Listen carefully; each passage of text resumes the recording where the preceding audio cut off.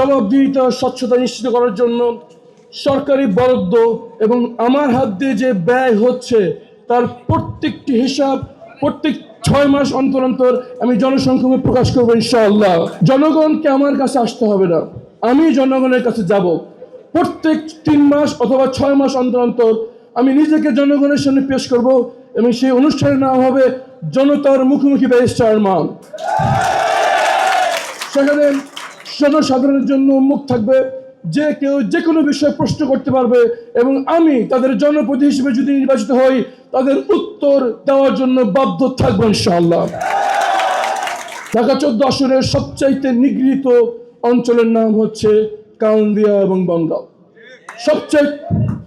সবচাইতে মানবেত, সবচাইতে দুর্ভোগের মধ্যে বসবাস করছে আমার প্রাণের কাউন্দিয়া এবং বনগাঁওবাসী। আমার অন্যতম ওয়াদা, অবিলম্বে সেখানে একটি ব্রিজ নির্মিত হতেই হবে ইনশাআল্লাহ।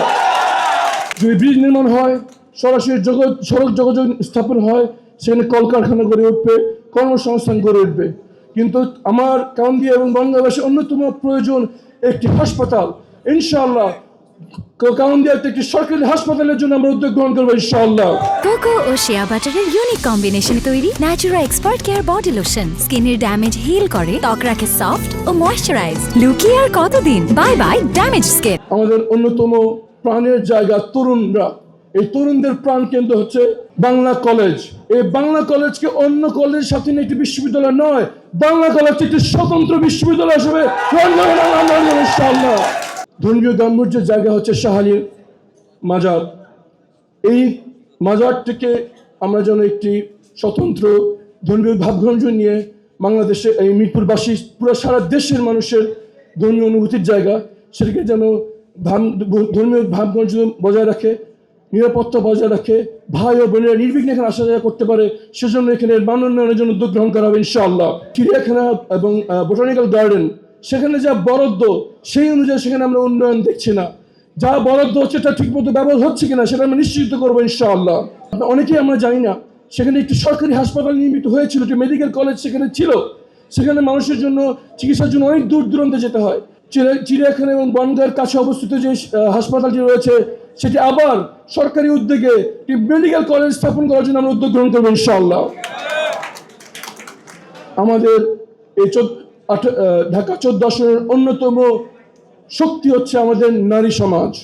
তাদের জন্য ঢাকা 14কে নিরাপদ করার জন্য নারী সদস্যদেরকে দিয়ে কমিউনিটি পুলিশিং ইউনিট গঠন করা হবে ইনশাআল্লাহ।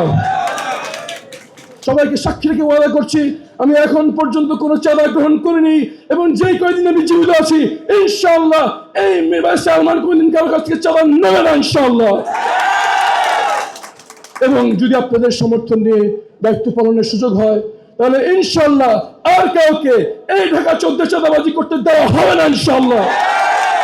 যে কোনো চাঁদাবাজি ঘটনার প্রমাণ ভিডিও সহ আমাদেরকে অবহিত করবেন এবং 24 ঘন্টার মধ্যে আমরা ব্যবস্থা গ্রহণ করবো ইনশাআল্লাহ। জুলাই সনদ, এই জুলাই সনদ যেন স্থানীয় এবং জাতীয়ভাবে অক্ষরে অক্ষরে বাস্তবায়ন করা হয়, এর জন্য আমরা সর্বাত্মক চেষ্টা এবং যদি না হয় তাহলে আন্দোলন করবো ইনশাআল্লাহ।